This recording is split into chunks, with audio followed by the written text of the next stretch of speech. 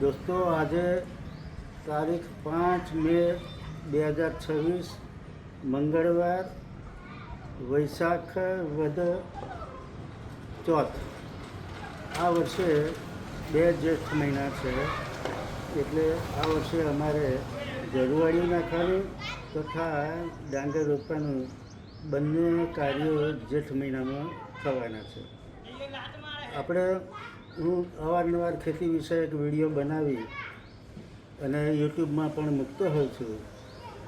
જોકે આ ખેતીનો વિષય એટલો બધો નિરસ વિષય બની ગયો છે લોકોને, ખેડૂતોને માટે, કે ખેડૂતો તે વાત પોતે કરવા તૈયાર નથી અને કોઈની વાત સાંભળવા પણ તૈયાર થતા નથી. પણ હું અત્યારે મારા જીવનના ઉત્તરાર્ધના આનંદ ભોગવી રહ્યો છું અને સમાજ પ્રત્યે, ખેડૂત સમાજ પ્રત્યે પણ મારું ઉત્તરદાયિત્વ છે. એટલે જે કોઈ પણ મારા અનુભવો છે અને જે કોઈ અભ્યાસ છે તે લોકો સમક્ષ રજૂ કરવાની મારી કોશિશ છે.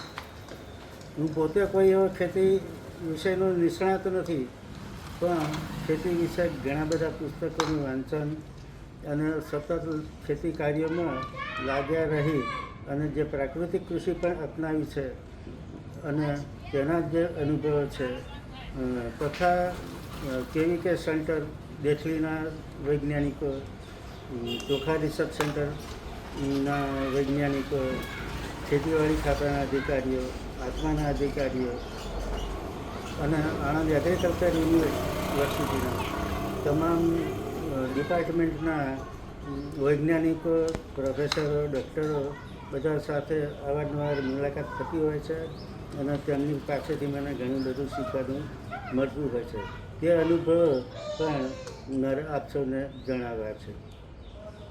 ખાસ તો જણાવું કે આપણે પહેલાં ઉત્તમ ખેતી, મધ્યમ વેપાર, કનિષ્ઠ નોકરી એવી કહેવત હતી જે ઉલટાઈ ગઈ છે, પણ તે કહેવતને પાછી આપણે ફરી સાચી દિશામાં ફેરવી અને મેક ફાર્મિંગ ગ્રેટ અગેન એ મુજબ આપણે ખેતી કાર્યોને વૈજ્ઞાનિક રીતે અપનાવીએ અને પ્રાકૃતિક કૃષિ રીત અને વૈજ્ઞાનિક પદ્ધતિનો સમન્વય કરીએ.